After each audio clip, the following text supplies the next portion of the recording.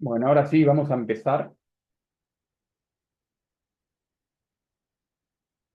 En esta segunda clase del curso de Enteogénesis van a ver que no porque sí decidí llamarle la edad de oro de la Anteogenia.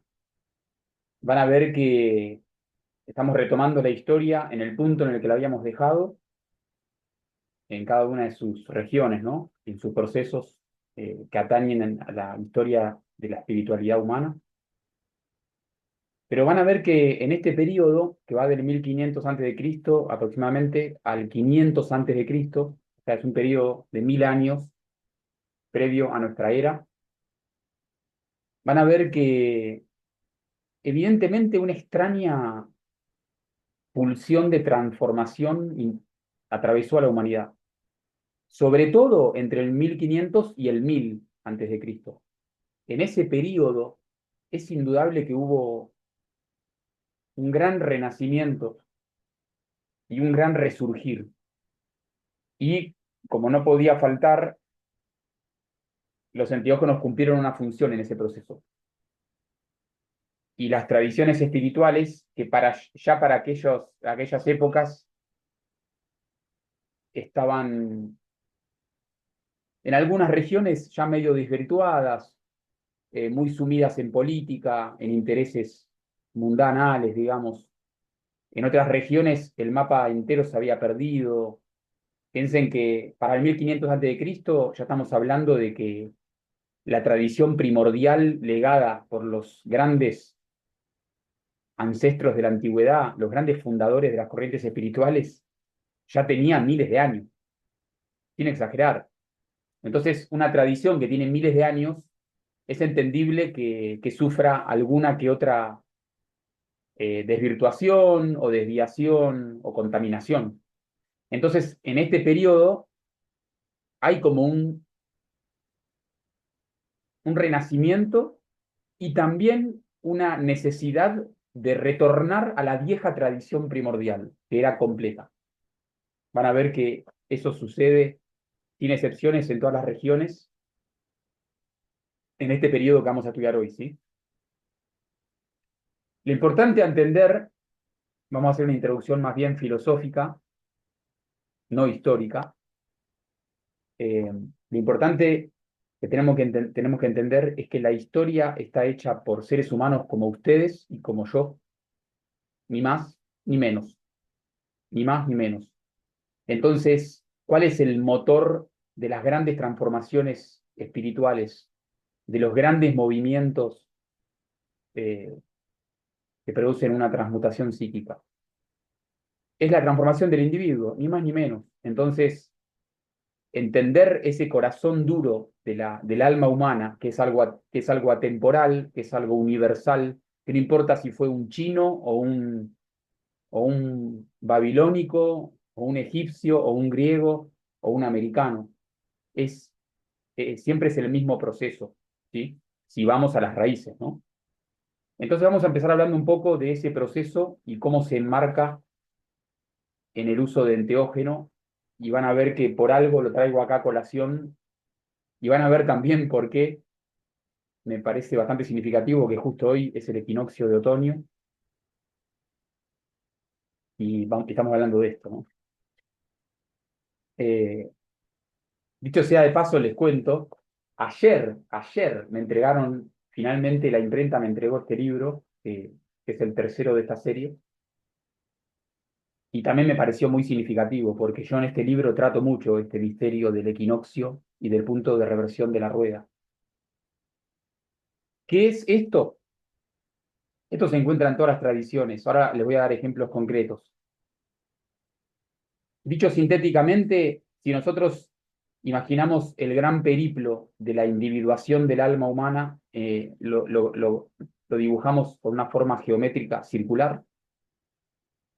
La antigua astrología, piensen que la astrología, recuerden, por si no lo saben, la astrología es un cuerpo de conocimiento impresionante. De esta fuente han bebido los egipcios, los griegos, los hebreos, los hindúes. ¿Dónde nació la astrología que nosotros conocemos de los 12 signos zodiacales y demás? En la antigua Sumer. Es sumerio. Luego, posteriormente, tuvo un gran desarrollo, obvio, en Babilonia. Pero recuerden que Babilonia es una ciudad que se construyó sobre la fenecida civilización sumerio. Eh, Así como se observa en los grandes ciclos de la naturaleza, nosotros como en definitiva no somos más que naturaleza. Existe exactamente lo mismo en los distintos planos. Entonces hay una especie de primavera-verano de la historia del alma, en donde vida tras vida, según nos dice la tradición, eh, va efectuando una creación inconsciente. Se va asumiendo y va poniendo en movimiento multitud de fuerzas kármicas generadas por sus propias decisiones, por sus propios actos. Como todo está cimentado en la inconsciencia espiritual, va construyendo lo que se conoce como el ego. Encarnación tras encarnación va jugando con sus construcciones, va poniendo en movimiento karma de una manera un tanto inconsciente, por lo tanto generando sufrimiento, generando situaciones indeseables, generando dolor. Eh, Esto es un proceso de exteriorización. Cuanto más se olvida de la chispa espiritual, tanto más se intensifica el proceso de exteriorización. Por eso fíjense, por ejemplo, que en el budismo y en el hinduismo, el núcleo duro de la rueda interminable de encarnaciones, o sea, el motor de la ilusión, ellos dicen que es avidya. ¿Y qué es avidya? Se traduce como ignorancia primordial, que es ignorar quién vos sos en realidad. Entonces fíjense que el alma humana tiene una gran crisis de identidad. Eh, Cuanto más intenso es avidya, o sea, cuanto más oscuro es avidya, tanto más nos volcamos hacia afuera en un proceso de creación. No le pongan rótulos de bueno o malo a esto, va mucho más allá.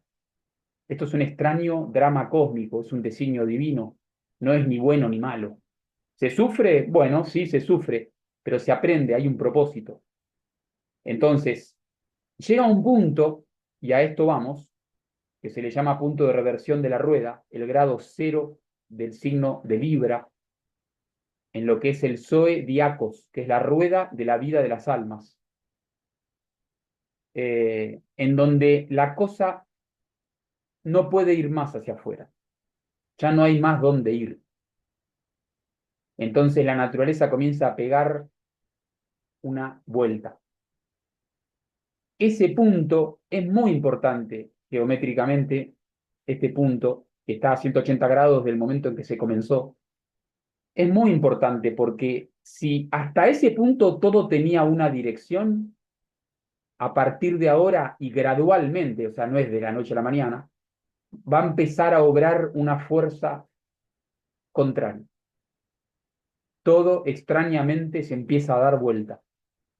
Lo que comandaba empieza cada vez a estar subordinado. Por ejemplo, el ego comandaba, ahora el ego comienza a deponerse, a subordinarse a algo que sea superior. Acá comienza el trabajo interno, el trabajo sobre sí, el desarrollo del alma, el tratar de descubrir qué hay más allá de la persona, que es la unidad de encarnación, que nació con el nacimiento físico y va a desaparecer como si nunca hubiese existido tras la muerte física. ¿Hay algo más? Acá el alma comienza a pegar un grito de retorno, un grito de necesidad de volver a la fuente, de descubrir algo más allá de todo lo que ella ha creado. Entonces acá comienza a invertirse la cuestión.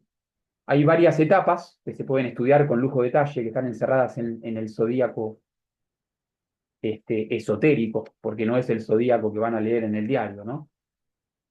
Pero brevemente es importante focalizar esta balanza de Libra. Entonces en Libra comienza el otoño y el invierno del alma, es decir, la fuerza comienza a volver, comienza a desarrollarse conciencia, comienza cada vez más a ser responsable.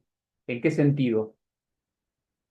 Esto es un periodo gradual, entiéndanlo, ¿sí? Estamos todos intentando aprender eso, más, menos, pero hacerse responsable de las creaciones que uno puso, que uno desencadenó. Eh, los antiguos le llamaban despertar a la Ma'at, o despertar al Dharma, o despertar al Tao, y sucede la famosa conversión. En la espiritualidad de algunas tribus del África, en este punto hay una profunda conversión y sucede un proceso que se llama combo, un combo, que significa el nuevo nombre. Es decir, normalmente los iniciados o los adeptos se cambian el nombre. Entonces, fíjense cómo el nombre de todo el periodo que está abajo del dibujo, que todo se nuclea en un nombre, de repente se depone por otro nombre, o sea, lo que está arriba, el alma. Y ahora van a entender por qué traigo a colación lo del nuevo nombre, ¿no? Esta conversión psicoespiritual que está en el grado cero de Libra, en ese extraño equinoccio del alma, donde suena la campana y hay que pegar la vuelta, sepan que a menudo este punto no es grato, ni tampoco es fácil. Hay que tener realmente cojones, ¿cierto? Eh, los cristianos le han llamado metanoia. Acuérdense que las primeras ediciones, las primeras escrituras del Nuevo Testamento fueron en griego. La palabra metanoia significa metanous, que es ir más allá de la mente. Acuérdense que el ego es un fenómeno psicomental, entonces es ir más allá del ego. Esta palabra se tradujo, fíjense, como arrepentimiento, con lo cual se vela el significado profundo. Porque arrepentimiento es una palabra trillada que nos hace pensar en culpa, ¿no? En remordimiento, en, no sé, no llega a atrapar el significado completo. Entonces, cuando Jesucristo generalmente dice arrepentíos, arrepentíos, el reino de los cielos está cerca, está diciendo metanoia, o sea, asuman la conversión, conviértanse. En el Islam se le llama taubat y significa conversión, y es fundamental para cualquier musulmán el taubat. En la India se le conoce como prati prasada, que es el proceso de retracción de la energía hacia adentro.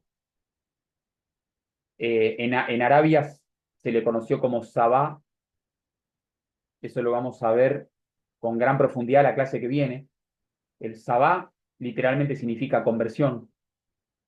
En el contexto hebreo es la letra lamed, que significa justamente todo esto y que se ubica, o casualidad, en Libra. Y en general el mito del éxodo, ¿sí? Porque ¿qué es el éxodo en términos simbólicos? La esclavitud del proceso kármico, la esclavitud respecto de nuestro ego, de nuestras locuras, de nuestras creaciones, de nuestra irresponsabilidad existencial, es un poco zafarse de esa esclavitud para poder encarar el desierto hacia la tierra prometida. O sea, fíjense que es como una especie de retorno. El arcano 12 del tarot, que el tarot obviamente surgió hace miles y miles y miles de años en los templos de Egipto. El arcano 12, que es el colgado, donde finalmente se da vuelta todo, ¿no? Queda colgado literalmente. Eh, y o casualidad es el arcano que está en la mitad de la galería de arcanos. O sea, los arcanos son 22, el 12 es el primero de la segunda mitad. Entonces el significado es el mismo, volver, pegar la vuelta, ¿entienden? Y bueno, y finalmente Libra, que es algo bien típico de la Sumer antigua. Entonces el enteógeno era usado y puede ser usado para justamente coadyuvar esta conversión, porque es un punto de crisis. Es decir, no es fácil, no es fácil. No hay nada más fácil que seguir las corrientes trilladas del ego, de la dormidera, de la irresponsabilidad eterna, de no asumir que la realidad la hemos generado nosotros, nuestra realidad. No es fácil. Es realmente como oponerse a una locomotora que viene a 500 kilómetros por hora, ¿entienden?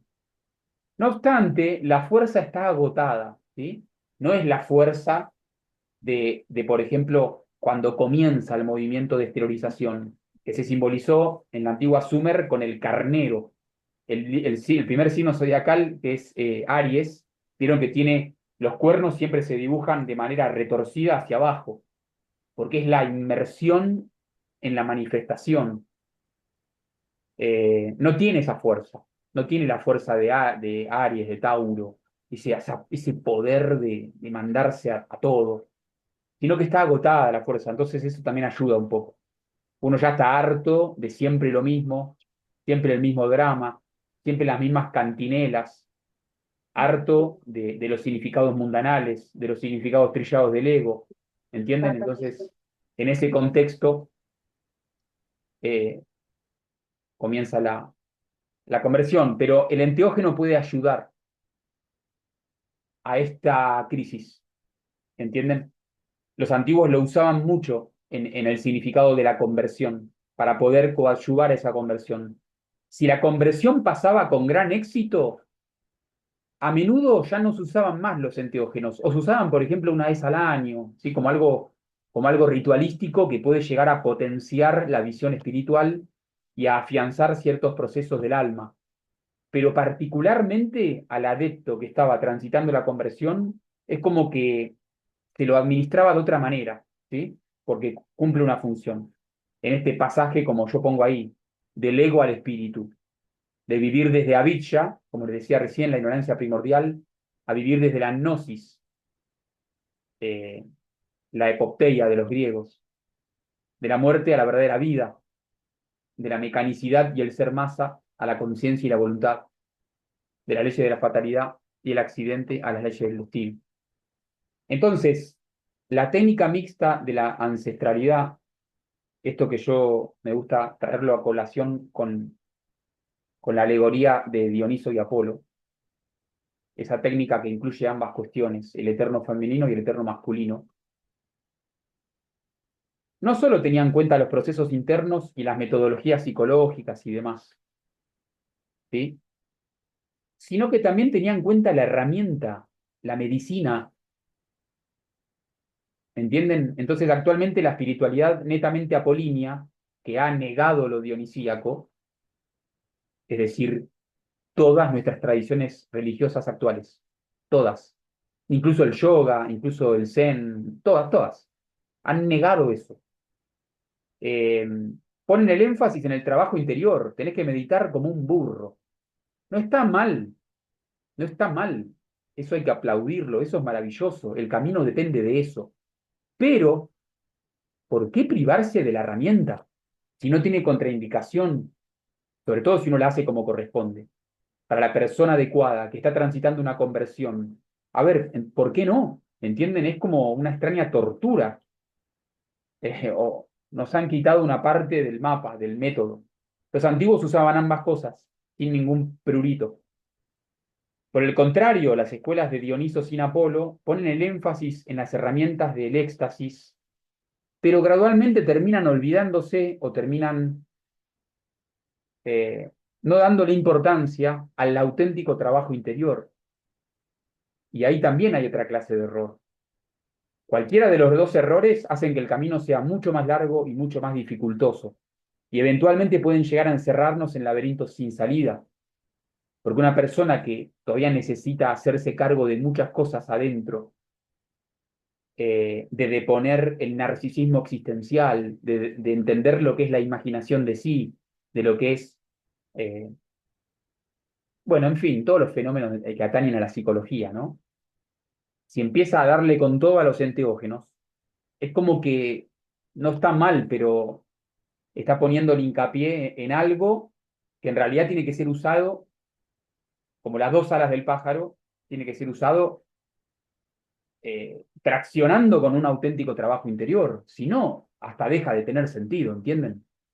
Bueno, eso es importante recalcarlo para que después no me tilden de promotor de las drogas y qué sé yo. No, yo soy promotor de la técnica mixta, soy promotor de la tradición primordial, o por lo menos de intentar volver a ella, porque que existió, existió, y es un legado de todos ustedes, así como mío. de todos los seres humanos.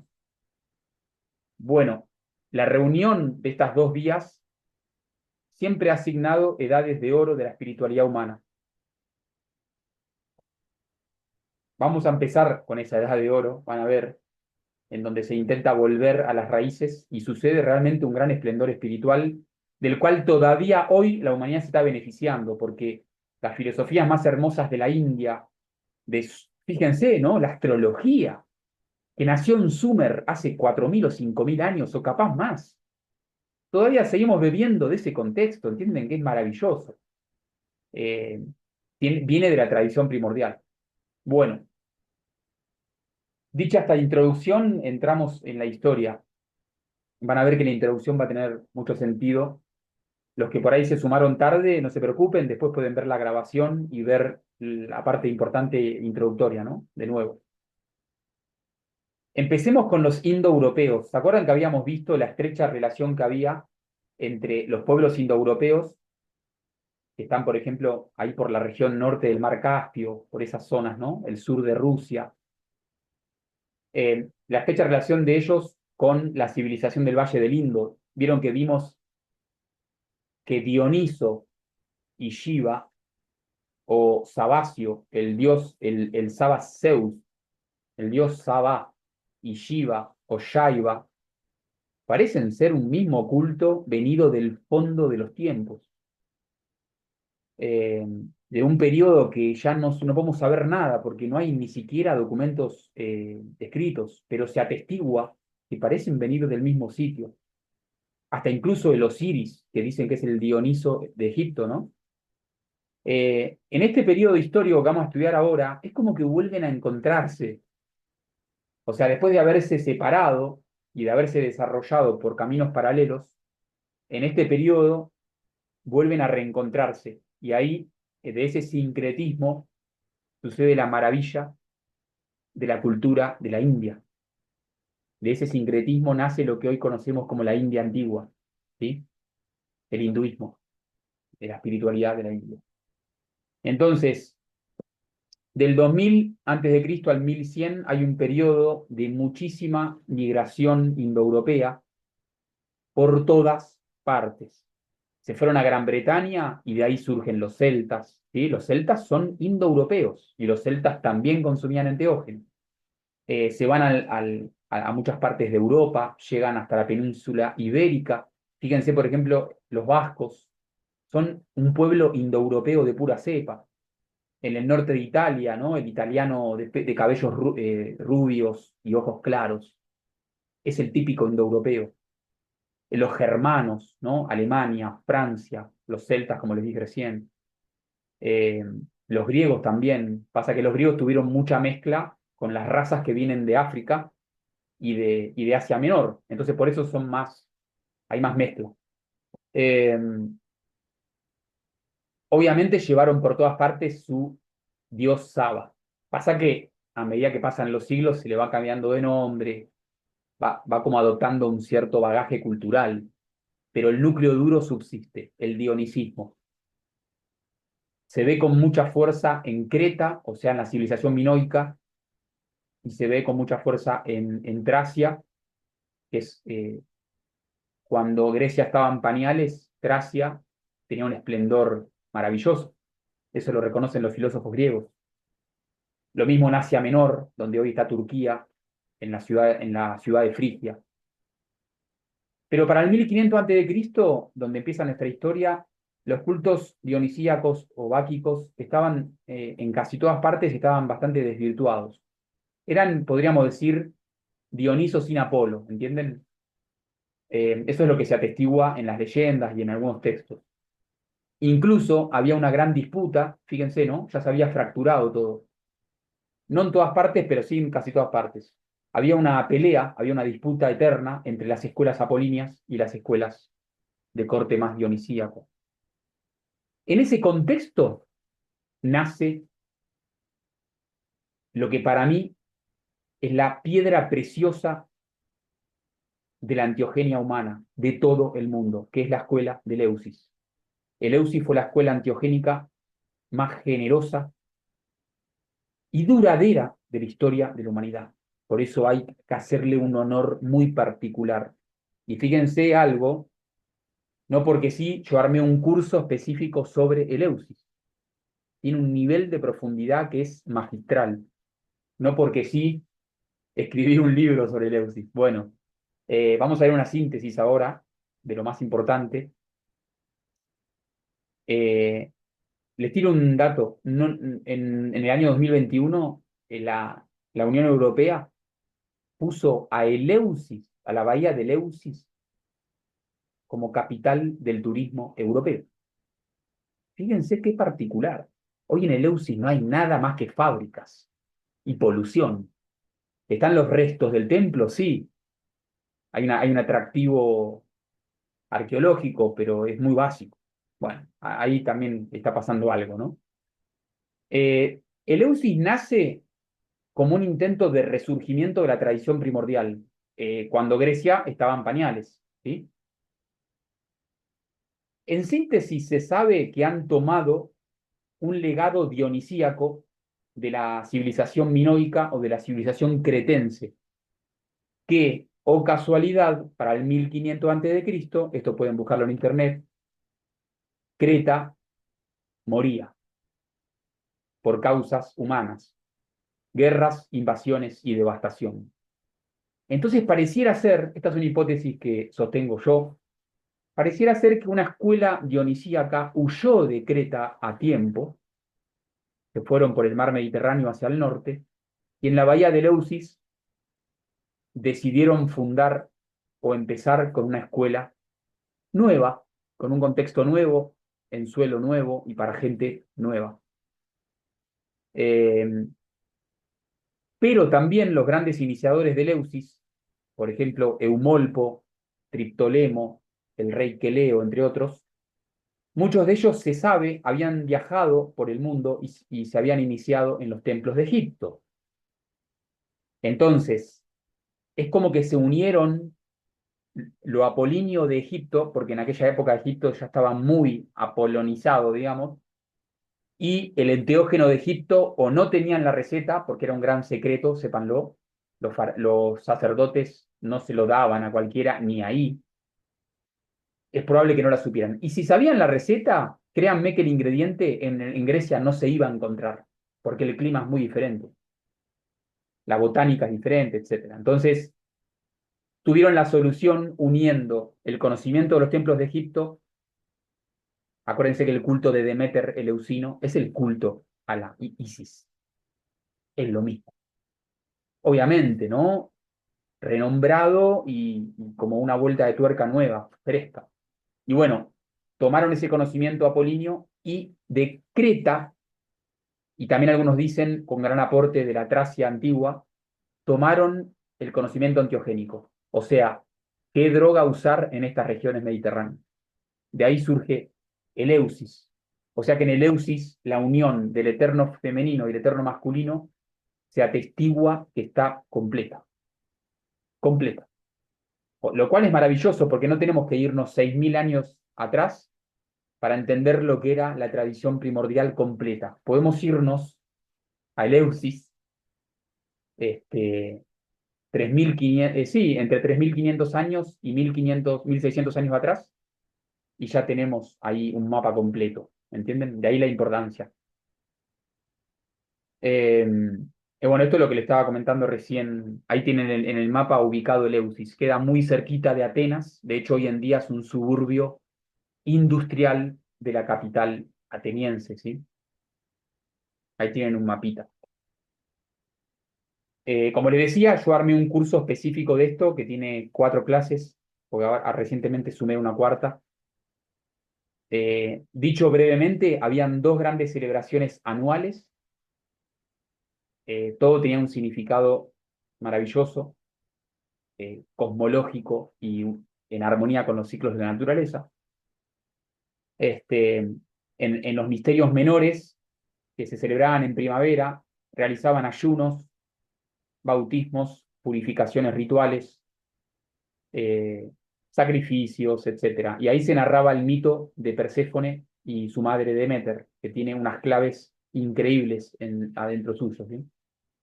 Después los misterios mayores se celebraban todos los años en Eleusis, propiamente dicho, donde estaban los templos majestuosos de Deméter, Perséfone. Y fíjense de casualidad, ¿no? A inicios del otoño. Pero hay algo mucho más significativo, que los distintos días tenían un nombre y se celebraban cosas específicas, se hacían prácticas específicas, algunas se conocen, otras no se conocen tanto. Eh, pero el séptimo día de Eleusis se celebraba la Epopteia. ¿Y qué se hacía? Se bebía el quiqueón, que se sabe ya a nivel científico que era un fármaco, era un preparado cuyo principio activo era un hongo psicodélico. De hecho, el hongo psicodélico usado en Grecia, el Clavices purpurea, que es tóxico, ¿sí? Genera la enfermedad del ergotismo. Entonces uno tiene que saber obtener el principio activo. Hoy el principio activo ha creado el LSD moderno, ¿sí? Hoffman creó el LSD a partir de este hongo. Bueno, el séptimo día, donde sucedía la apopteia, caía, adivinen qué fecha, la fecha de hoy, solo que en el hemisferio norte, ¿entienden? O sea, caía 21 de septiembre, equinoccio de otoño. El equivalente en el hemisferio sur sería hoy, equinoccio de otoño. Caía el 21, porque los misterios mayores todos los años, durante casi 2000 años, ¿entienden? Cayó, los misterios mayores empezaba el día 1, el 15 de septiembre. Para el día 7 era el 21. Después vamos a volver a hablar de Eleusis en otra clase, porque vamos a hablar, obviamente, acerca de su triste fin, cuando fue clausurado por la Iglesia Católica. Cuestión es que para más o menos esas fechas, unos 200 años después, Eleusis ya existía, pero estaba en su edad de oro, ¿entienden? En su esplendor. A Eleusis iban todos los griegos, eh, a condición de que se hayan preparado en los misterios menores, ¿no? Había todos unos requisitos, ¿sí? Eh, para el 1300 antes de Cristo, en la Tracia antigua, ahí yo les marco en el mapa dónde estaba la Tracia de la antigüedad, en el norte de Grecia, ¿no? Comunicando con Asia Menor, una región de bosques impresionantes en aquellos tiempos. Aparece el iniciado Orfeo, y en Orfeo también se atestigua un retorno a la tradición primordial, se atestigua el conocimiento enteogénico, ¿sí? Orfeo viene de Arfa, que significa el que cura por la luz. Y fíjense las características dionisíacas de Orfeo. Se dice que era músico, que de hecho se decía que él con su música podía encantar a los animales, a las bestias, ¿sí? Este, a los leones de montaña, ¿sí? A los animales peligrosos. Era curandero, chamán, señor de la naturaleza y los animales salvajes. O sea, todas características típicamente dionisíacas. En aquellos tiempos las bacanales estaban un tanto desvirtuadas y Orfeo como que se nota que quiso recuperarle el esplendor a esa tradición. Entonces comienza una serie de viajes. De hecho, se sabe que estuvo en Egipto, incluso hay autores que dicen que Orfeo fue compañero en los templos de Egipto de Moisés. Varios autores, hay uno de ellos que se llama Edouard Juré, que sostiene esto. Son más o menos de la misma época y, bueno, en fin, también se sabe que fue iniciado en Eleusis y él retorna a Tracia ¿con qué cosa? Con el intento de recuperar la tradición primordial, ¿entienden? Eh, obviamente la tradición dionisíaca de su región no le gustó nada esto. Entonces vieron en él como una especie de enemigo, ¿entienden? Finalmente se sabe que él terminó asesinado por las sacerdotisas bacanales. De hecho, según la leyenda, acabó descuartizado. Eh, o sea que su historia no termina bien, ¿sí? Lo intentó, pero no termina bien. Eh, En la leyenda de Orfeo y su amada Eurídice hay unos grandes símbolos del orfismo que claramente aluden al uso consciente de enteógenos, porque tiene que ver con el psicopompos, con el viaje del iniciado al inframundo antes de morir, o sea, en vida. Entonces es indudable que Orfeo fue un gran iniciado y que usaba enteógenos, y él quiso recuperar la tradición primordial y de alguna manera no le salió. ¿Sí? Eso con respecto a la parte occidental. ¿Sí? En Orfeo no prosperó, pero en Eleusis sí prosperó. Vamos ahora a la parte oriental. En Oriente también tenemos esta idea de dos grandes destinos, a grosso modo. Uno en donde la cosa no prosperó, o por lo menos no prosperó tanto tiempo. Murió al cabo de poquitas generaciones. Estamos hablando de Persia. Y el otro destino es una región en donde sí prosperó. Y hoy le debemos una de las cosas más maravillosas de la espiritualidad humana, la antigua India, donde es un semillero de filósofos, yogis, santos, profetas, maestros. Yo creo que toda la humanidad ha bebido de la gran fuente de la espiritualidad de la India, eso es indudable. Todos han bebido de ahí, todos, todos, todos, todos, sin excepción. Pero fíjense interesante porque los enteógenos cumplen un rol en el hecho de que haya florecido tanto la India. Fíjense qué interesante. Eh, Acuérdense que los ancestros de la antigua Persia y la antigua India en realidad son los mismos, son los indoeuropeos, los famosos sacerdotes védicos, que en Persia llevaron, por ejemplo, el ritual del Jaoma y todo su panteón de dioses, que es el mismo que el de los Vedas, con el ritual del Soma, los Saka Jaoma Varga, o sea, los bebedores de Jaoma. Entonces traía una tradición enteogénica, pero ¿qué pasó? A ver, sí. Vamos a ver primero la versión persa. Eh, la anteogenia murió. La anteogenia que traían los indoeuropeos se desvirtuó, al igual que lo que sucedió en Tracia. ¿Entienden? De manera parecida. Aparece una figura muy parecida a Orfeo y encima por años muy similares, que es Zaratustra, Zoroastro, del cual vamos a hablar ahora, que él intentó recuperar la tradición primordial, intentó devolverle su justo lugar a la anteogenia que ya estaba desvirtuada entre su gente, y de alguna manera no lo logró. Yo creo que lo logró, pero al cabo de poquitas generaciones eso se perdió, ¿sí? No terminó tan mal como Orfeo. Pero en la India, ahora vamos a ver más adelante, la cosa tuvo éxito por un motivo muy específico. Entonces vayamos a Zaratustra, que corre un destino muy parecido al de Orfeo. Las épocas son muy similares, ¿no? Volvemos con esta idea de que en esta época el mundo fue estremecido por el atravesamiento de una gran revolución espiritual. Eh, los enteógenes cumplieron una función, un intento de retornar a la tradición primordial. Eh, Zaratustra usaba enteógenos, como no podía ser de otra manera, porque él era un heredero del culto de los sacerdotes védicos, en su versión más bien persa, ¿no es cierto?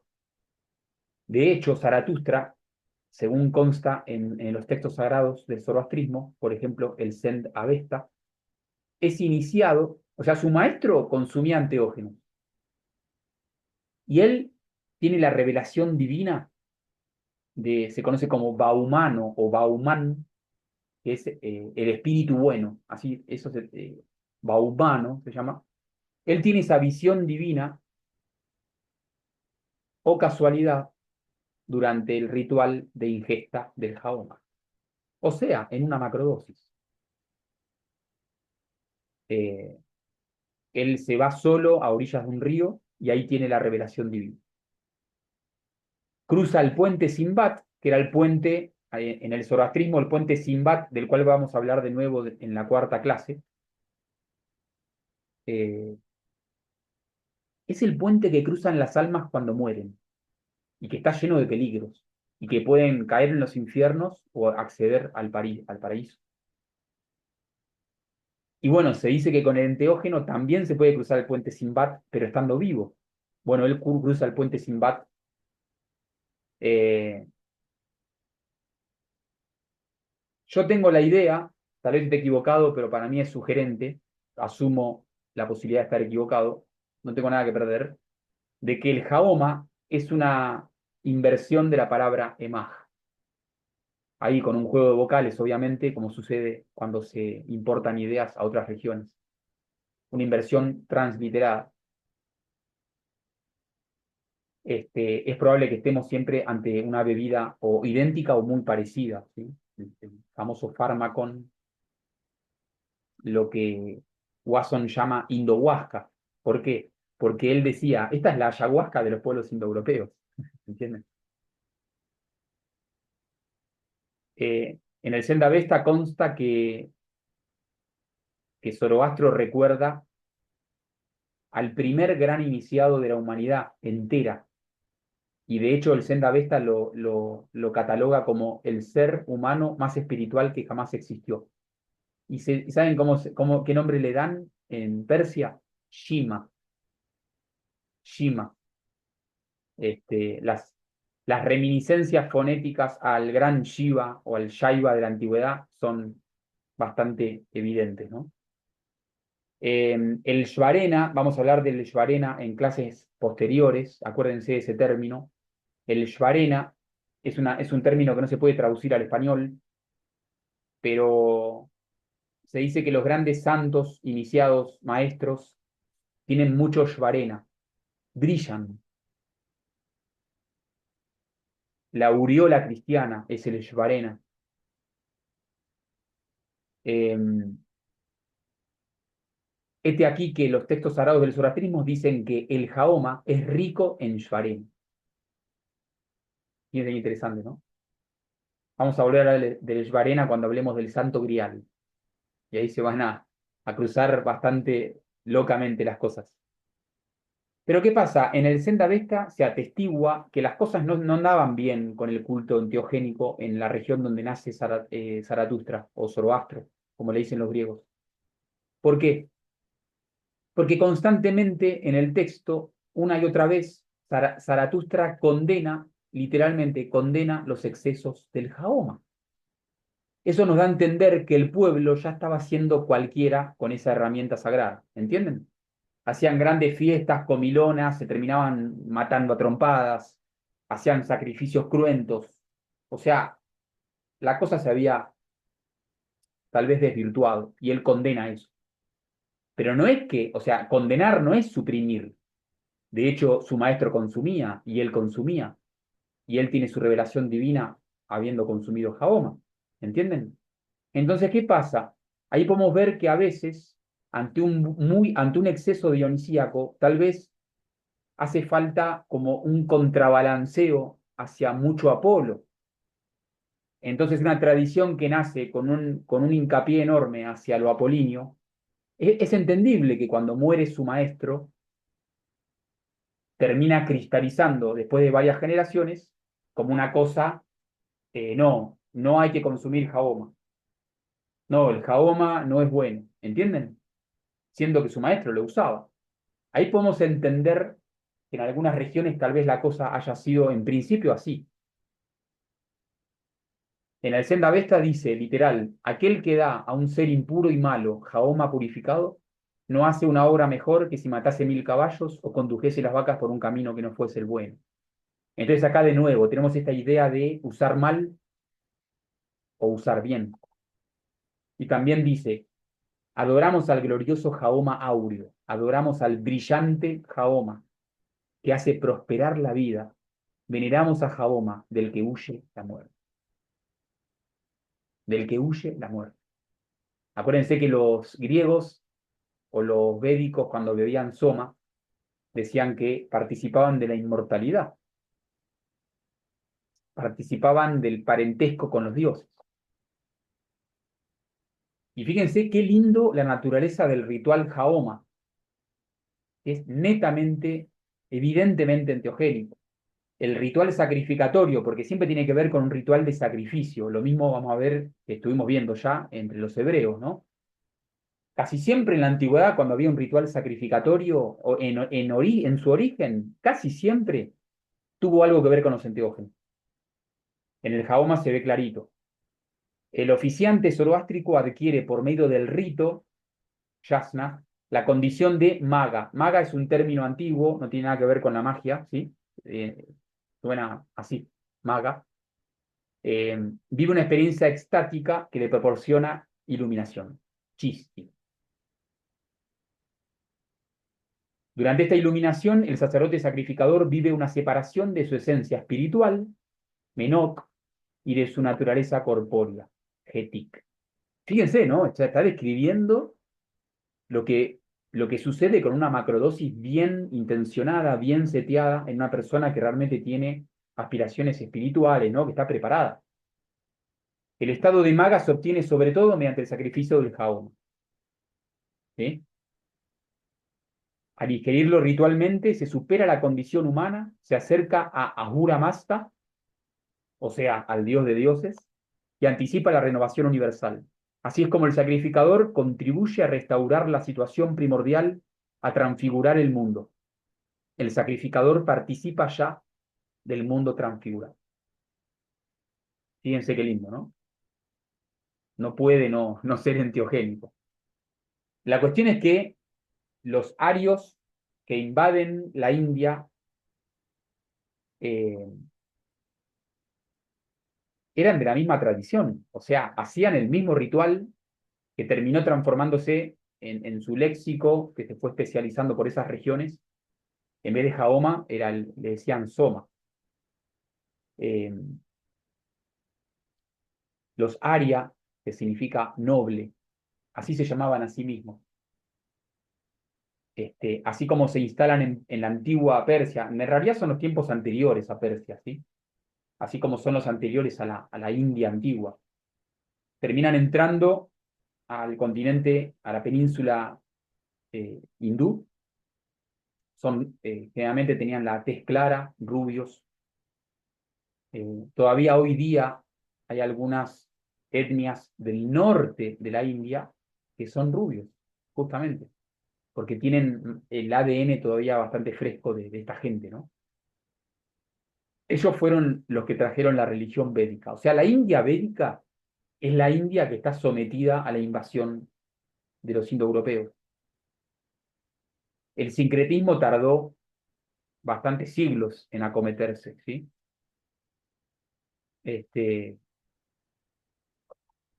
acá pueden ver un mapa. La clase pasada, uno de ustedes había hecho una pregunta que por ahí se había anticipado a este periodo histórico. Un poco esto va a explicar esa pregunta que habían hecho. Porque la invasión de los arios se sabe que fue un periodo bastante largo de guerras y de conquistas graduales entre el 1500 y el 1000 antes de Cristo. Entonces, fíjense qué interesante, porque acá, de nuevo, ¿no? Como sucede en el Eusis, hay como un renacer de una tradición producto de un sincretismo. En este caso, el sincretismo sucede entre los invasores arios y los autóctonos, que ¿quiénes son? La civilización del Valle del Indo, los yogis, los devotos del gran Shaiva. ¿Entienden? El dios Shiva, y esto consta en los Vedas, no es ario, no es védico. En los Vedas no está Shiva. Posteriormente ocupa un lugar en la religión hinduista. ¿Por qué? Porque como sucede un sincretismo, del sincretismo nace el hinduismo, sépanlo. ¿Sí? Acá el hinduismo no existe. El hinduismo va a ir después, cuando estas grandes oleadas terminen de fusionarse. ¿Entienden? Entonces el hinduismo es hijo del aporte de los indoeuropeos con el Jaoma y del aporte de los yogis devotos de Shaiva, eh, que consumían el hongo psilocibe. Los védicos no hablan bien de Shiva, que ellos le ponen un nombre a este dios de esta gente que estamos invadiendo y le llaman Rudra. ¿Y saben lo que significa Rudra? El terrible. ¿Por qué? Porque estos yogis no daban el brazo a torcer. no se dejaban gobernar, vivían en los bosques y en las montañas. Y generalmente, fíjense lo que dice los Vedas, cuando hablan de Rudra, están hablando de los devotos de Shiva. Eh, entonces la resistencia vino de esta gente porque tenían cojones, porque no le tenían miedo a la muerte. Fíjense lo que dice los Vedas de los yogis locales, esta espiritualidad del Indo. Dice, beben con Rudra la copa de veneno. ¿Qué es el veneno? Y luego de haber bebido ese veneno, entran los dioses en ello. Fíjense qué interesante, ¿no? Posteriormente, esto se iba a fusionar a tal punto que en el hinduismo, Rudra es Shiva y Shiva es Soma. Fíjense qué interesante. Fíjense, repasen la historia, busquen, googleen, busquen fuentes copadas, buenas, historiadores. Les recomiendo mucho a Mircea Eliade, que yo lo cito mucho. Ha hecho una labor increíble, Eliade. Eh,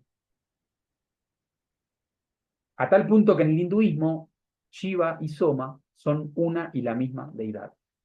Y, oh casualidad, las dos son enteogénicas. Ya para el 700 antes de Cristo, el sincretismo se atestigua muy avanzado. Y de ese sincretismo comienza a surgir la florcita hermosa, que hoy es un árbol increíble, del hinduismo. Si ustedes buscan las fuentes del hinduismo, van a encontrar que siempre hablan de estas fechas, ¿no? 700, 500 antes de Cristo, 400 antes de Cristo, más o menos. Es un poco lo que les venía contando.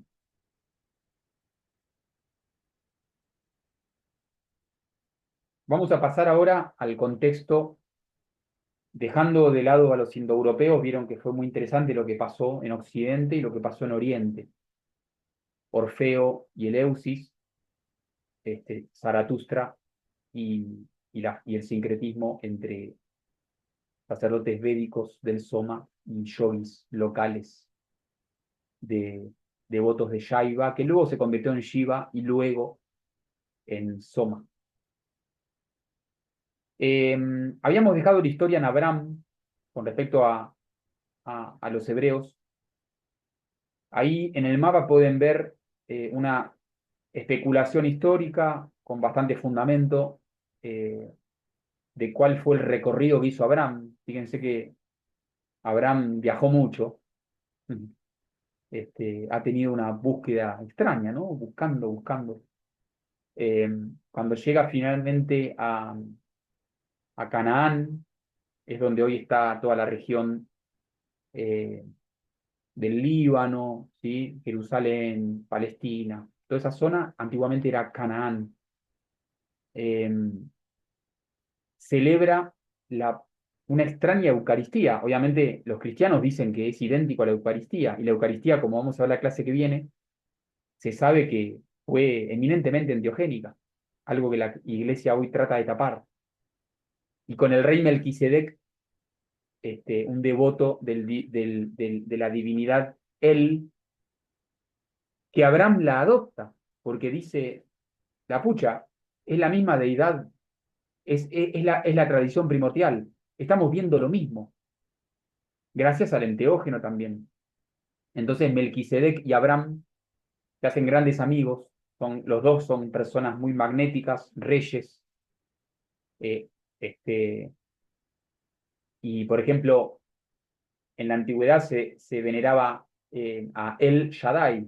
Fíjense cómo adopta la versión sumeria de Yara, Shaddai, y la versión cananea de El. A tal punto que posteriormente Moisés va a intentar recuperar este linaje perdido y va a tratar de buscar la divinidad El en Canaán. Lamentablemente no la encuentra. O sea, le pasa algo parecido a lo que le pasó a Orfeo, que vuelve y no encuentra nada lindo. Bueno, la cuestión es que Abraham muere presumiblemente en Egipto. Pero en Egipto las cosas ya no estaban muy copadas, que digamos. Después vino la invasión de los Hicsos, como hablamos la clase pasada, O sea que la iniciación egipcia estaba bastante desvirtuada y bastante encerrada en los templos.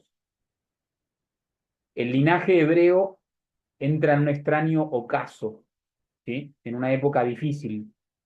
Y fíjense que, estos familiares, estos descendientes de Abraham, que como ya sabemos, sabían de enteógenos, terminan siendo esclavizados en Egipto por un lapso de 400 años. Es mucho tiempo. Son generaciones y generaciones y generaciones de estar esclavizados. ¿Qué significa esclavizados? Que se te prohíbe tu religión, que tus dioses no son bien vistos, porque se tiene miedo a una revuelta social, ¿no? A las guerras. Acuérdense que la religión antiguamente daba fuerza, daba identidad, daba organización. Entonces, presumiblemente los hebreos comenzaron a desarrollar, tratar de sostener sus rituales de manera encerrada. Y ahí comienza esta cuestión de empezar a encerrarse en el ámbito familiar. Y fíjense cómo va cobrando color la tradición hebrea, ¿no? 400 años de sumisión y esclavitud en donde no se te permite adorar a tu Dios y a lo que sea que vos hagas. El ritual enteogénico seguramente estuviese prohibido. Eh, entonces acá ya podemos ver que la gran tradición que fundó Abraham debió haber sufrido algún tipo de dificultad. Esto es más o menos para el 1300 antes de Cristo. Más o menos para esas épocas, nos vamos ahora a Egipto y volvemos después a retomar el contexto hebreo porque las cosas se fusionan. Volvemos con esta idea de fusión, ¿no? Porque en Oriente pasó eso, en la India pasó eso.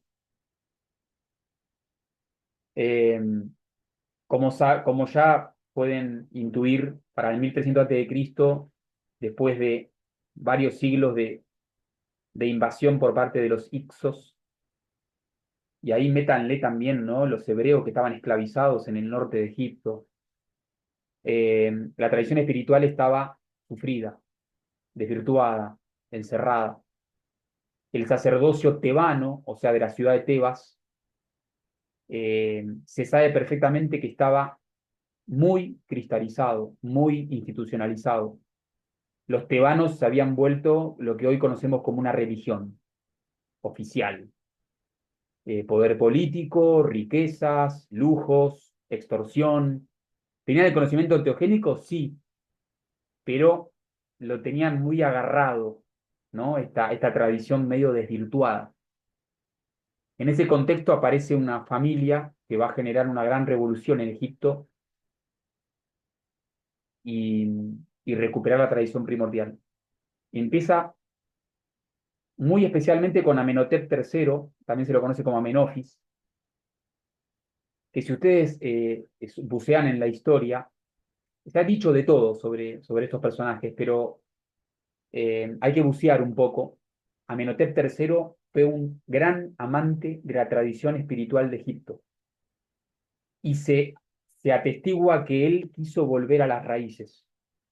Tuvo varios hijos, uno de ellos es Amenhotep IV.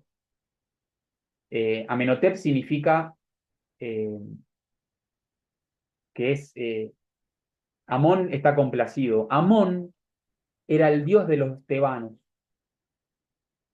que ya no tenía casi nada que ver con el antiguo dios de la tradición primordial, ¿entienden?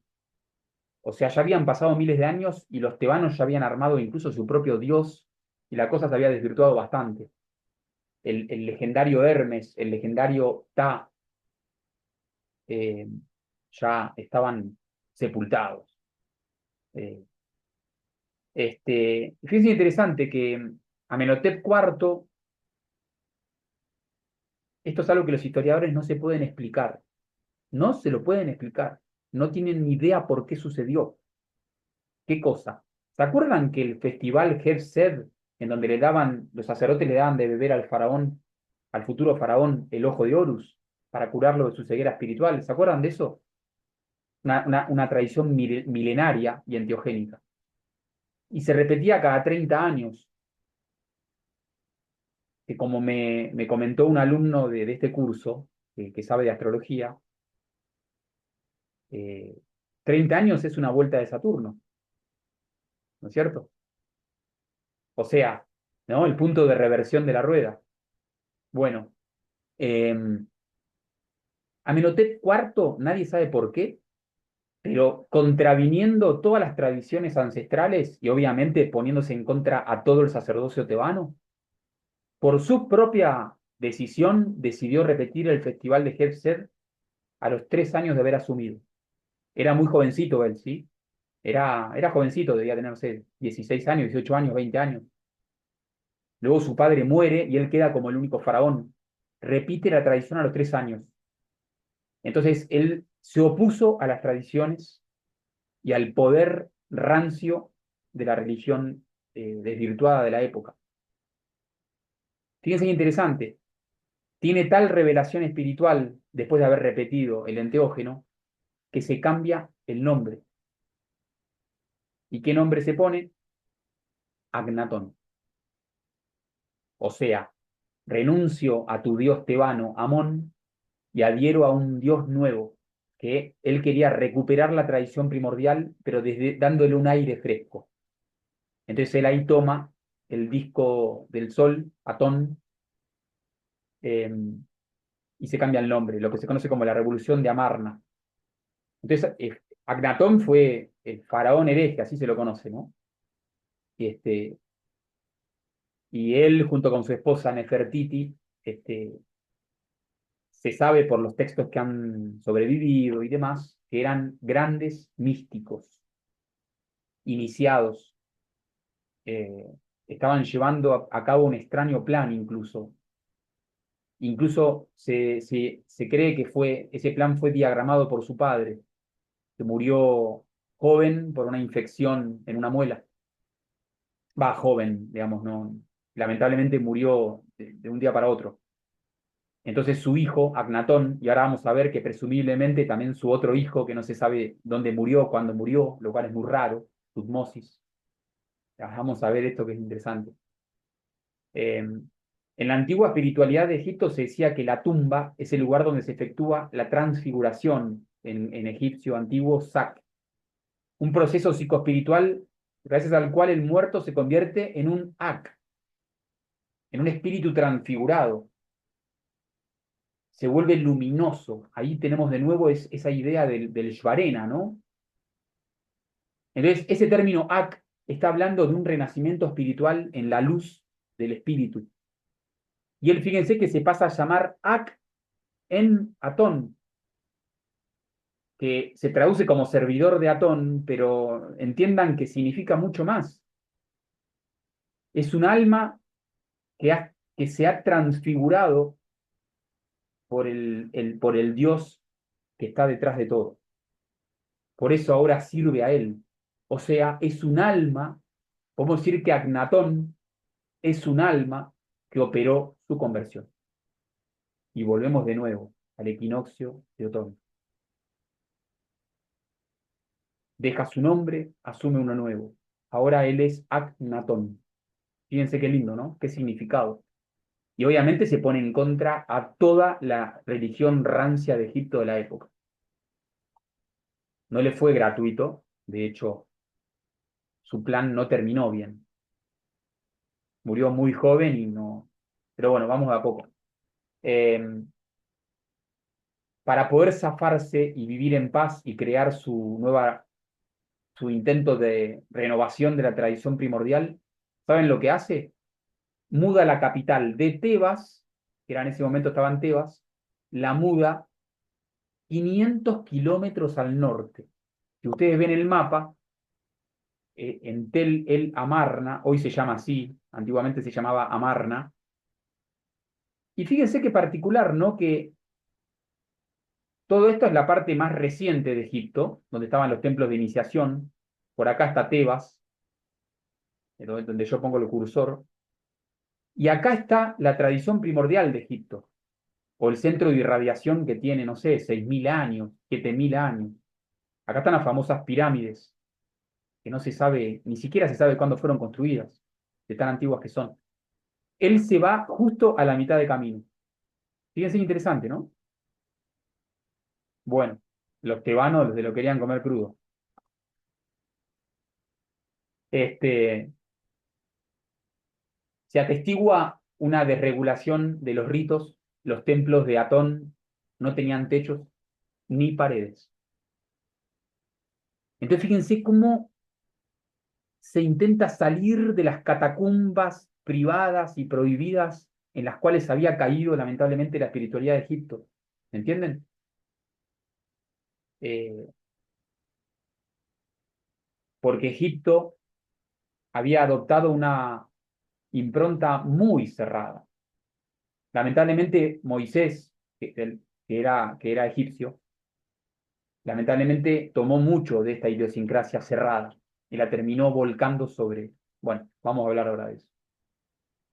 Eh, Fíjense el disco de Atón, de esta nueva religión que él quiso fundar, que tiene en las manitos, ven acá, son manitos que distribuyen el Ankh a todo el mundo, a todo el mundo. ¿Qué significa eso? Justamente, el Ankh es la inmortalidad y la visión divina, la unión del yin y el yang, la tradición primordial, el enteógeno también. Y en la antigua espiritualidad de Egipto, el Ankh siempre lo tienen en su mano los grandes dioses. Es como el soma védico, que solo lo beben los dioses. Entonces, ¿qué significa que ahora de pronto el Ankh es distribuido a todo el mundo? Miren, bueno, este, es interesante, ¿no? Acá tenemos, ven, el Uraeus, que es la visión del tercer ojo que sale acá. Interesante. Saben que antes de ayer un alumno me pasó un descubrimiento nuevo. Les estoy hablando de un descubrimiento de hace poquitas semanas o meses. Ahora ya salió en los diarios de Argentina. Búsquenlo. Pongan Tutankamón eh, psicodélico. Busquen Tutankamón psicodélicos y después cuéntenme. Porque se está confirmando, como yo les digo, en el siglo XXI, no para de confirmarse todo lo que acá estamos estudiando. Yo ya tengo evidencias, pero se van sumando más evidencias. Bueno, entonces a un exceso apolíneo, una buena dosis dionisíaca. O sea, lo opuesto de lo que pasó con Zaratustra, por ejemplo. Su esposa presumiblemente intentó continuar la labor de Agnatón cuando éste muere muy jovencito. Creo, no me acuerdo la edad, pero muere, no sé, a los 25 años, por decirles una... Ahora no sé decirles, pero muere muy joven. De hecho, Nefertiti se cambia el nombre a Nefer Neferuatón. Nefertiti significaba la diosa que ha venido. Les tiro otro dato de color. Nefertiti no era egipcia. La mamá, la mamá de Agnatón, o sea, la esposa de Amenhotep III, no era egipcia. Fíjense qué interesante, ¿no? La mamá de Agnatón, de nombre Ti, así, Ti, T-I-Y, algo así se escribe, que no es un nombre egipcio. La mamá de Agnatón, este, era de la antigua Sumer, o sea, de la región de Babilonia. La esposa de Agnatón, que se dice que era de una belleza impresionante, eh, no era egipcia. Por eso se llama la diosa, Nefertiti significa la bella que ha venido. ¿De dónde ha venido? De Asia Menor, de las regiones donde hoy está Turquía, de los indoeuropeos. Entonces, siendo hija de la realeza, Nefertiti, ¿no? ¿Qué sabía también? ¿Qué compartió con su marido? Interesante, ¿no? Bueno, ella cuando muere su marido se cambia el nombre a Nefer Neferuatón, que ¿saben lo que significa? significa algo así como toda la belleza viene de Atón. Fíjense, qué lindo, ¿no? Qué noble, qué noble. Te lo digo y se me pone la piel de gallo. Cuando, cuando muere, capaz que fue asesinado, no se sabe. Bueno, cuando muere, le sucede Tutankamón, Tutankamón, que era un hijo de él, que se llamaba, obvio, como Tutankamón, y le cambian el nombre. Él era, cuando Tutankamón, cuando asume, era un chiquito, ¿sí? No sé qué edad tenía, pero tenía 5 años, 4 años, ¿me entienden? Entonces, vieron que siempre cuando asume a alguien muy joven, hay un adulto que hace la corregencia. En ese caso creo que fue su tío, que su tío estaba muy ligado al sacerdocio tebano, fíjense, ¿no? Y le cambian el nombre de Tutankamón a Tutankamón. Entonces todo volvió a como era.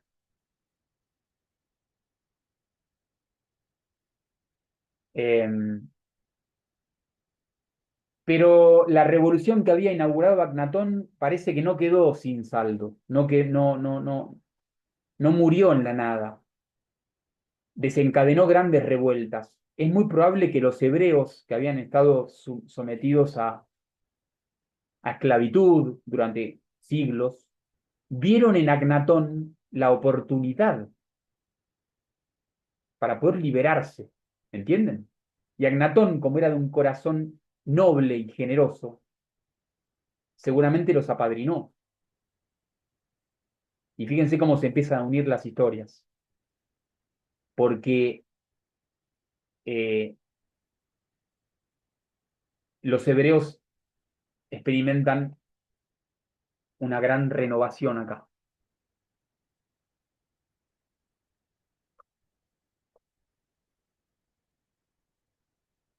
Para estas fechas aparece Moisés. Moisés, como cualquiera puede darse cuenta y cualquier historiador lo reconoce, es un nombre egipcio. Obviamente que ahí los judíos nos cuentan leyendas sobre de dónde viene Moisés, y son leyendas posteriores, ¿entienden? La historia no está del todo contada, ya sea porque no se conoció o porque se decidió ocultar tras el velo del simbolismo para poder quitarle cualquier alusión a todo otro tipo de cultos. Eh, Saben, le voy a dar un dato muy interesante, la hipótesis de que Moisés estuvo muy vinculado a la revolución de Agnatón es favorita de muchos historiadores, ¿sí? A algunos no les gusta, pero a muchos les gusta. Hay un libro que escribió Sigmund Freud. Sigmund Freud era judío y él escribió un libro que se llama eh, eh, si mal no recuerdo, el nombre es monoteísmo y judaísmo, o el monoteísmo y Moisés, una cosa así se llama. Después te lo paso. Él escribió un libro en donde sostiene la hipótesis, que le encanta porque le hace todo el sentido del mundo, y él era judío, de que Moisés había sido un cercano de Agnatón, ya sea un sacerdote de Atón o ya sea miembro del séquito de nobles más cercanos. Entonces, ¿qué hizo? Cuando muere Agnatón y todo se pudre, él huye de Egipto. Y ahí tienen el famoso éxodo. ¿Con quién huye? Con gente predispuesta a una nueva aventura, porque están hartos de la esclavitud. ¿Me entienden? Fíjense cómo todo empieza a hacer mucho sentido. Y encima hay evidencia filológica y arqueológica que convalida esto. Bueno, Moisés, que evidentemente era egipcio, no hebreo, se enamora de Séfora, hebrea, hija de Jetro, descendientes directos de Abraham. Es, es de suponer, no lo puedo afirmar, pero es de suponer que Moisés se enteró de cositas de parte de su suegro. Y fíjense que Moisés eh, estaba con con el ganado o con los animales de su suegro, y en el monte Horeb tiene una visión divina. Es muy probable que haya sido bebiendo enteógeno. Algunos autores, hay un libro donde sugieren que el maná antiguamente era una bebida, una droga, eh, y en las visiones divinas que tiene Moisés se usa la palabra emaj. Después, bueno, vemos algunos elementos dionisíacos en Miriam, que es la hermana de Moisés, y Aarón. Aarón es otro nombre eminentemente egipcio. Por ejemplo, uno de los, uno de los grandes, uno de los séquitos de Agnatón se llamaba Aanén, Aanén, Aarón. Son todos nombres de origen egipcio. Aarón era el hermano de Moisés. La vara de Aarón, el palo con la serpiente enroscada, es un símbolo de la tradición primordial. Así como la clase que viene vamos a hablar del gran iniciado Salomón, que él, junto con su padre David, hacen famosa la estrella de 6 puntas, que es de nuevo un símbolo de la tradición primordial, donde se reunifican dos cosas.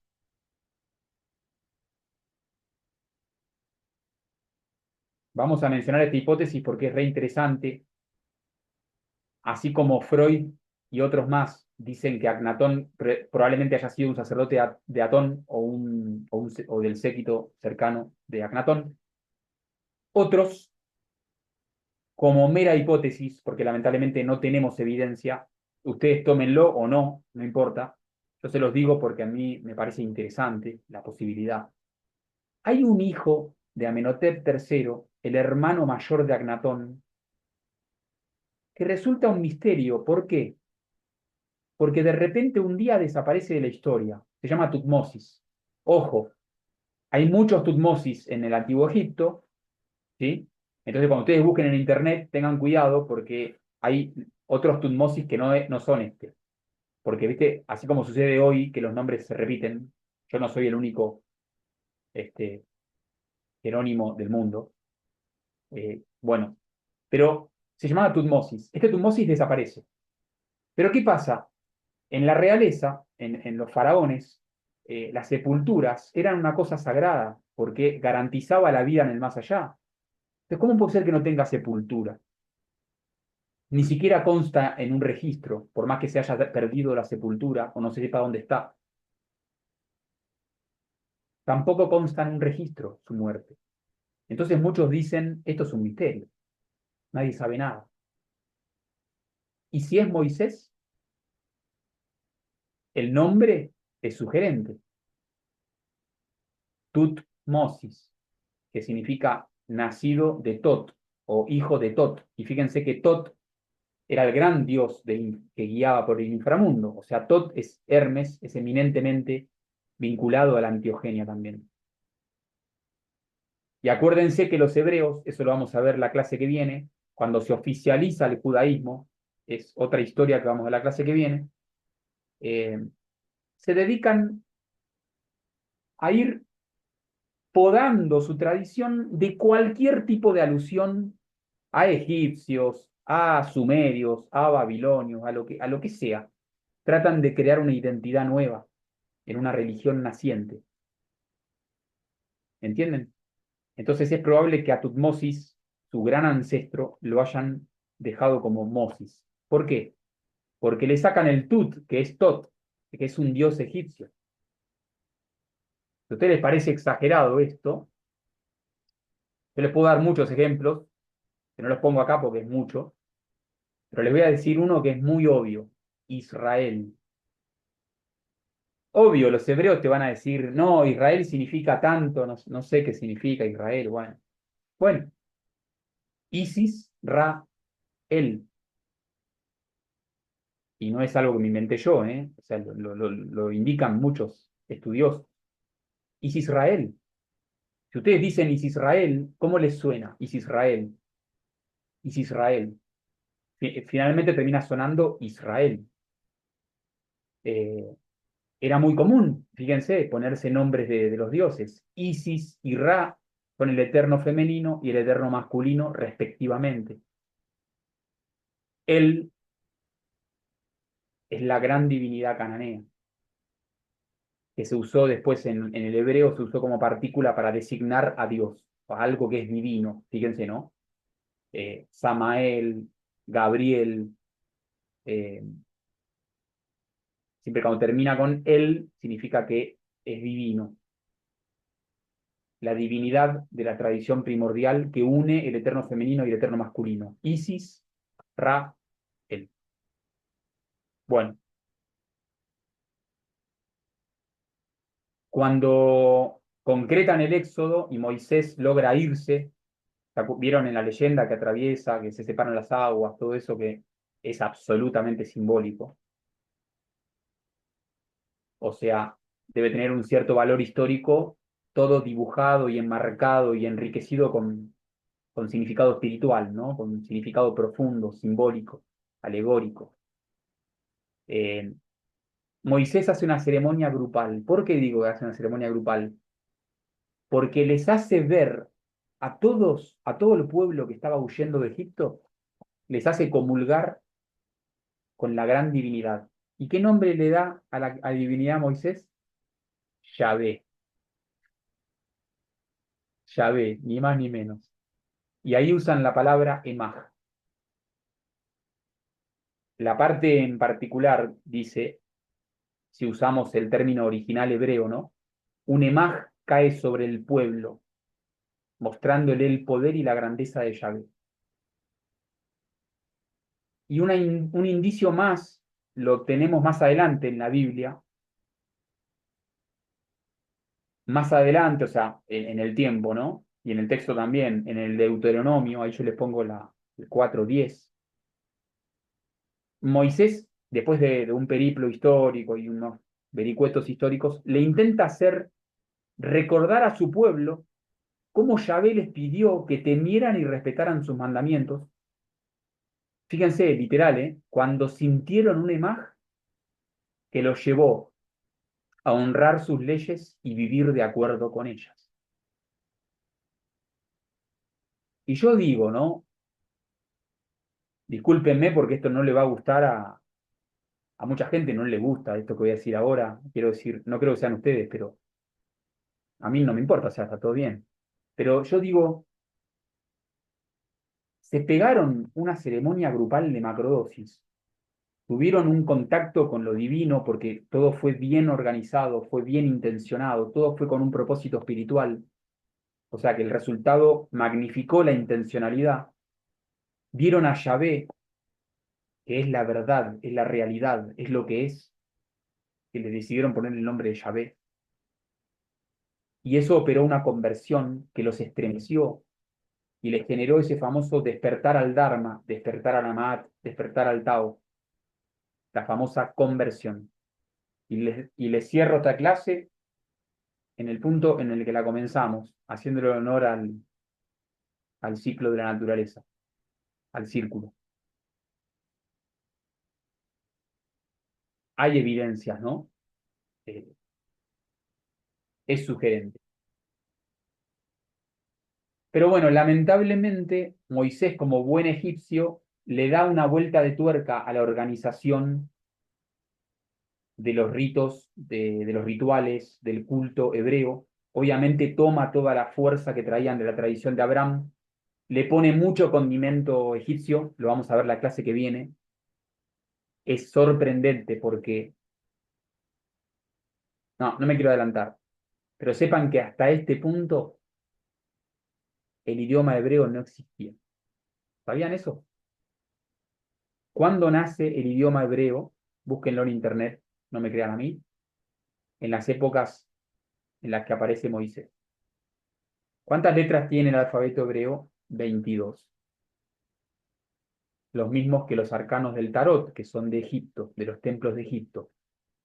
De hecho, la Cábala, esto ya lo sabe y lo reconoce. Los arcanos del tarot son los mismos que las letras hebreas. Cada letra hebrea es un arcano. Su significado es el mismo. Por eso yo les decía, la letra Lamed del alfabeto hebreo, es el arcano, el colgado, la letra, el arcano 12.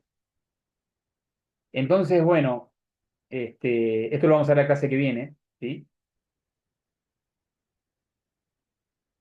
Pero la religión que todavía no nació, porque todavía no tenemos judaísmo, acá la cosa se está armando.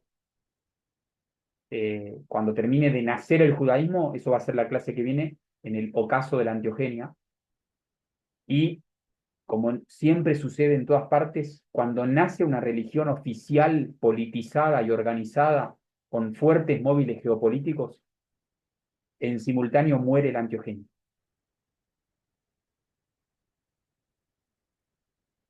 Interesante, ¿no? O sea, es para reflexionar. Vamos a seguir hablando de esto la clase que viene. Moisés sistematiza el culto en el tabernáculo del desierto, que era una tienda ambulante. Lo vamos a ver la clase que viene, para no cargar tanto esta clase. Y el tabernáculo del desierto es una réplica del Emaj sumerio, ni más ni menos, que tiene su Santa Santorum, que era el Ebursasa, o sea, idéntico al Ebursasa, un lugar reservado en el que solo entra el sumo sacerdote y en donde habían unos cacharros y unas cositas que ahí preparaban algo, y en donde el sumo sacerdote comulga con la divinidad suprema, en ese lugar. Bueno, parten de Egipto y ¿a dónde se van? A Canaán.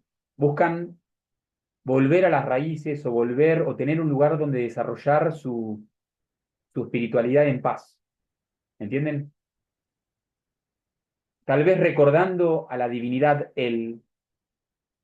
a Melquisedec, a una edad de oro de la espiritualidad cananea, que eran bien enteogénicos, porque se sabe a partir de yacimientos arqueológicos, como ya les conté la clase pasada, en la ciudad de Ugarit. La cuestión es que cuando llegan, viste que vieron que se dice que Moisés no llega, pero bueno, la cuestión es que cuando llegan, porque llegan, de ahí vamos a ir la clase que viene con todo el linaje de profetas y después el rey David y el rey Salomón en Jerusalén, se encuentran con que el culto de él ya no existía y había sido reemplazado por el culto a Baal. ¿Sí? ¿Y quién es Baal? Baal es como Amón en Egipto. Es una divinidad creada por los hombres, sin visión espiritual, con intereses políticos. ¿Entienden? O sea, es lo que Alain Danielou llama la religión de los hombres versus la religión de la naturaleza, la religión cósmica. La religión de los hombres que en realidad tiene móviles políticos, que está enraizada en la separatividad y en el divorcio de la tradición primordial, en la fractura del eterno femenino y del eterno masculino. Baal. Entonces, bueno, se encuentran con una situación complicada. La tradición primordial se había perdido. La clase que viene vamos a retomar bastante de la Edad de Oro porque esta clase si no se me hacía muy larga. Entonces la clase que viene vamos a hablar, fíjense que acá yo les muestro un mapa que hice, va, lo hizo una chica que le encargo diseño, no lo hice yo. Los focos de la Edad de Oro, ¿no? La India en el punto 5. En el punto 1 tenemos Eleusis, en el punto 2 Egipto, con Agnatón. En el punto 3 tenemos los hebreos que terminan migrando hacia Jerusalén, Canaán. En el punto 4 tenemos el reino de Saba, del cual hoy no hablamos por una cuestión de tiempo y de espacio, pero la clase que viene vamos a empezar hablando de todo eso. El reino de Saba fue eminentemente enteogénico y su espiritualidad es hermosa y es maravillosa. Son los ancestros de los árabes. Se dice que el Islam hunde sus raíces en la espiritualidad nativa de Arabia, que era el sabeísmo. Y como van a ver la clase que viene, es maravilloso, pero esa es otra historia. Los dejo acá, muchas gracias.